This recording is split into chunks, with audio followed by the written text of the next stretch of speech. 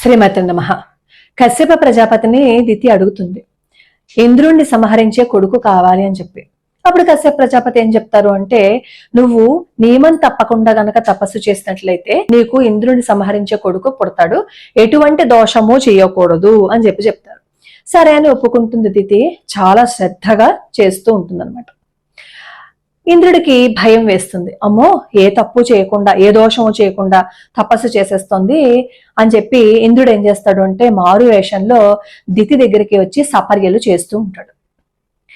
దితి ఏమో ఒకరోజు అలసిపోతుంది. అలసిపోయి ఒక చోట ఏమి రాసి ఉంటుంది అంటే, మోకాళ్ళ మీద అలా నిద్రపోయిందని, ఇంకొక చోట పాదాలు పట్టుకుని నిద్రపోయిందని, ఇంకొక చోట ఏముంటుంది అంటే జుట్టు విరబోసుకుని నిద్రపోయింది అని. దోషం చెయ్యొద్దు, ఎప్పుడైతే దోషం చేసావో నీ కోరిక నెరవేరద్దు అని చెప్పి కశ్యప ప్రజాపతి చెప్పారు కదా. వెంటనే ఈ ఇంద్రుడు ఏం చేస్తాడు అంటే, ఈ దితి గర్భంలోకి ప్రవేశించి లోపల ఉన్న పిండాన్ని సంహరించేస్తాడు అనమాట. సంహరించేస్తే దితికి మెలకు వస్తుంది. మెలకు వచ్చిన తర్వాత దితి బాధపడుతుంది. ఆ తర్వాత జరిగిన కథ మనందరికీ తెలుసు. అంటే మనకి అర్థమవుతున్న విషయం ఏంటి? జుట్టు విరబోసుకోకూడదు, ఉత్తి పుణ్యాన పాదాలు పట్టుకోకూడదు, మోకాళ్ళ మీద నిద్రపోకూడదు. అంటే మోకాళ్ళ మీద తల పెట్టుకుని నిద్రపోతూ ఉంటారు కొంతమంది, ఏడుస్తూ కూడా ఉంటారు. ఆ 3 దరిద్రమైన పనులు అన్నమాట, దరిద్రానికి హేతువులు అని మనకి భాగవతం చెప్తోంది ఈ విషయం. అలాగే మన పెద్దవాళ్ళు కూడా చెప్తారు, జుట్టు విరబోసుకుని ఇంట్లో తిరగద్దని, దేవాలయానికి వెళ్ళొద్దు అని. ముఖ్యంగా నెలసరి 5వ స్నానం అయిపోయిన తర్వాత జుట్టు విరబోసుకుని బయటికి వెళ్ళొద్దు అని చెప్తారు. అలా బయటికి వెళ్తే సాయంత్రం వాళ్ళ ఇంటికి వచ్చేసరికి వాళ్ళలో ఖచ్చితంగా తేడా కనిపిస్తుంది. మనకి వాళ్ళ జుట్టు విరబోసుకుని వెళ్ళినందువల్ల ఈ తేడా వచ్చింది అని మనకి తెలియదు, కానీ ఖచ్చితంగా తేడా వస్తుంది. మనం కీన్ గా అబ్జర్వ్ చేస్తే ఆ విషయం మనకి అర్థమైపోతుంది. అలా జుట్టు విరబోసుకుని ఉండడం దేనికి హేతువో తెలుసా? దరిద్రానికి హేతువు. ఏడుస్తూ మనకి కష్టం వచ్చినప్పుడు ఇంక ఈ జన్మ ఎందుకురా అని ఏది పట్టించుకోకుండా అలా జుట్టు విరబోసుకుని ఏడుస్తూ ఉంటారు. అంటే జ్యేష్ఠాదేవి ఉంటుందన్నమాట. ఎవరైతే అలా జుట్టు విరబోసుకుని ఏడుస్తూ ఉంటారో అక్కడ ఆ జుట్టు విరబోసుకుని తిరుగుతున్న వాళ్ళ దగ్గర జ్యేష్ఠాదేవి ఉంటుందని చెప్తారు.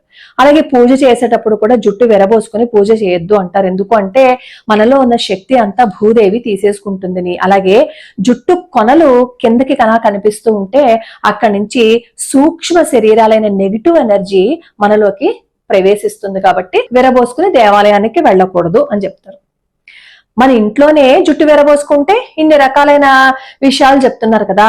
మరి జుట్టు విరబోసుకుని దేవాలయానికి వెళ్తే అర్చకులు ఏం చేస్తున్నారు చెప్పండి? శంకర మఠంలో రామంగారు ఏం చేస్తారో తెలుసా? జుట్టు విరబోసుకుని ఎవరైనా వస్తే వెంటనే జుట్టు ముడిపెట్టుకోమంటారు. బొట్టు పెట్టుకోకుండా వస్తే బొట్టు పెట్టుకోమని చెప్తారు. ఇలా సంప్రదాయబద్ధంగా ఎవరైనా లేకుండా వచ్చారు అని అంటే వాళ్ళకి విషయాలన్నీ చెప్తారు. మీరు బొట్టు పెట్టుకోండమ్మా, గాజులు ఎందుకు వేసుకోలేదు, ఆ జుట్టు ఎందుకు ముడిపెట్టుకోలేదు, ఇలా అన్ని చెప్తారు.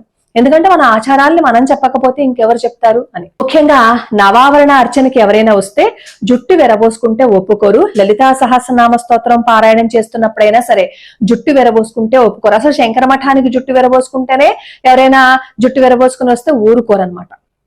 ఒక దేవాలయంలో, తాడేపల్లిగూడెంలో ఉన్న ఒక దేవాలయంలోనే అలా జరుగుతూ ఉంటే, పెద్ద పెద్ద దేవాలయంలో ఎవరైనా ఒక మనిషిని పెట్టి ఆ జుట్టు విరబోసుకుని వచ్చిన వాళ్ళని దగ్గరుండి జుట్టు ముడిపెట్టుకోమని చెప్తే ముడిపెట్టుకోరా? మీకు అంటే నేను ఈ మాట అంటే ఎవరికైనా కోపం వస్తుందేమో నాకు తెలియదు, కానీ సత్యసాయి ఆర్గనైజేషన్స్ ఉంటాయి. అక్కడ వాళ్ళు ఈ పమిటని ఇలా వదిలేసుకుని వెళ్తే వాళ్ళంతటా వాళ్ళు ఇంకొకళ్ళు వచ్చి ఇలా చుట్టూతా కప్పేసి వెళ్ళిపోతారు తెలుసా. ఇంకెవరిని అడగరు. అంటే ఒక డిసిప్లిన్ ని అలా నేర్పిస్తున్నారు. మరి దీనికి ఇంకొక దానికి లింక్ పెట్టేసి కింద కామెంట్లు పెట్టద్దు, ఇప్పుడే చెప్తున్నాను. డిసిప్లిన్ కోసం నేను చెప్పాను.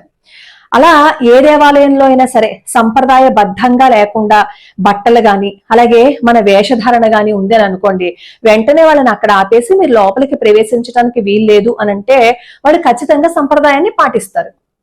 నాకు ఒకళ్ళు నిన్న కామెంట్ పెట్టారు, శోభిత మొన్న పెళ్లి చేసుకుంది కదా, జుట్టు విరబోసుకుని వచ్చింది చూసారా అని. నిజంగా అది చూసినప్పుడు నాకు ఏమనిపించింది అంటే, అక్కడ ఆ అమ్మాయిని తప్పుబట్టే కంటే కూడా అక్కడ వేద ఆశీర్వచనం చేస్తున్న అర్చకులు ఏం చేస్తున్నారు? ఆ అమ్మాయి కూర్చోటం కూడా బాసిం పట్టి వేసుకుని కూర్చోలేదు, పెడకాలు వేసుకుని కూర్చుంది. అంటే కాళ్ళు మడత పెట్టుకుని కూర్చుంది. అలాగే జుట్టు విరబోసుకుంది.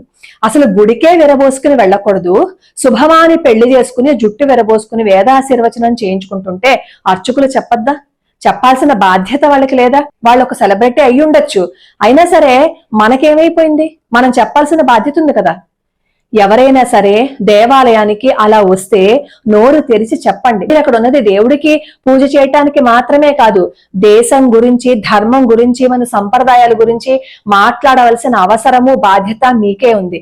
తిరుపతి, కాళహస్తి ఇలాంటి క్షేత్రాల్లోనే సంప్రదాయాన్ని పాటించకుండా వస్తే నోరు మూసుకుని కూర్చుంటే మరి మిగతా వాళ్ళు అలాంటి వాళ్ళని చూసి ఫాలో అవరా? కాలభైరవుడి ఆలయంలో ఒక సెలబ్రిటీ కేకును తీసుకొచ్చి కోసింది, అక్కడ కొవ్వొత్తును కూడా వెలిగించేసింది. ఆ అర్చకుడు ఆ అమ్మాయి చేసిన పనిని అంగీకరిస్తూ అక్కడ కేకును కోయించాడు, అలాగే ఆ కొవ్వొత్తును వెలిగించాడు. చెప్పక్కర్లేదు ఆయన ఇలా రావడం ఏంటి? ఇది పద్ధతి కాదు, మన సంప్రదాయం కాదు అని ఇంట్లో కోసుకోవాల్సిన కేకులనేమో దేవాలయంలోకి తీసుకొచ్చేసారు. ఇంట్లో వాళ్ళు ఏడుపేదోటి ఏడుస్తారు అని అనుకుంటే దేవాలయానికి కూడా తీసుకుని వచ్చేస్తారా?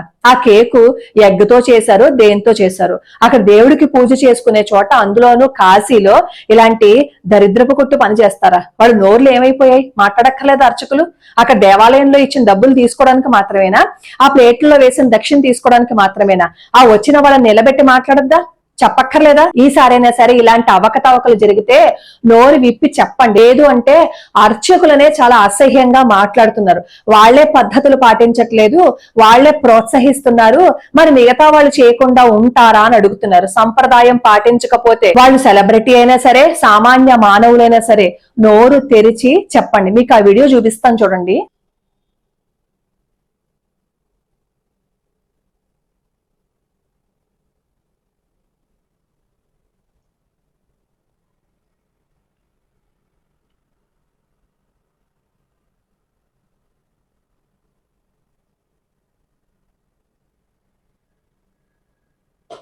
చూసారు కదా, దేవాలయానికి వచ్చేటప్పుడు కొన్ని పద్ధతులు ఉంటాయి. గాజులు వేసుకోవాలి, బొట్టు పెట్టుకోవాలి, జుట్టు ముడి పెట్టుకోవాలి, సంప్రదాయ వస్త్రాలను ధరించాలి. అది ఆడైనా మగైనా. మగవాళ్ళైతే తోలు బెల్టులు అవి పెట్టుకోకుండా రావాలి. ఇలాంటి కొన్ని నియమాలు ఉంటాయి కదా, ఆ నియమాలన్నీ చెప్పే బాధ్యత అర్చకులదే. ఆ గుడిని అడ్మినిస్ట్రేట్ ఎవరైతే చేస్తున్నారో వాళ్ళదే. మనం మన సంప్రదాయాన్ని పాటించకపోతే పక్కవాడికి మనం లోకువైపోవట్లేదా? మనం ఏం పాటించాలో వాటిని వదిలేవేయబట్టే కదా ఇంకొకళ్ళు ఎంత అసహ్యంగా చెయ్యాలో అంత అసహ్యంగా ప్రవర్తిస్తున్నారు. మొన్న వాల్మార్ట్ లో కొన్ని ప్రొడక్ట్స్ అమ్ముతున్నారు, అవి చూస్తే ఎంత అసహ్యంగా అనిపించాయో తెలుసా? షార్టుల మీద, చెప్పుల మీద, ఆఖరికి బికినీల మీద, స్విమ్ సూట్ల మీద కూడా వినాయకుడి ప్రతిమలని వాళ్ళేమో చిత్రించేసి వేసుకుంటుంటే ఛీ భగవంతుడా అని అనిపించింది. అలా అనిపించేటట్లు చేస్తున్నారు అంటే మనం మన ఆచారాల్ని పాటించకపోవటం, మన ఆచారాలని ఎవరైతే వేలు పెట్టి చూపించి మాట్లాడుతున్నారో వాళ్ళని తిరిగి మనం ప్రశ్నించుకుపోవటం వల్లే హిందువుల మనోభావాలు దెబ్బతినే విధంగా వీళ్ళందరూ ప్రవర్తిస్తున్నారు. ఇది ఒక అర్చకులకి మాత్రమే కాదు, సంప్రదాయాన్ని పాటించకుండా దేవాలయానికి గాని పుణ్యక్షేత్రాలకి గాని వస్తే అది ఎవరైనా చూస్తే ప్రశ్నించే హక్కు ఎవరికైనా ఉంది. అలా ప్రశ్నించటం మొదలు పెడితేనే మన ఆచారము, మన సంప్రదాయాలు, మన హిందూ ధర్మము నిలబడుతుందని గుర్తుపెట్టుకోండి. లోకా సమస్తా సుఖినో భవంతు, సర్వే జనా సుఖినో భవంతు.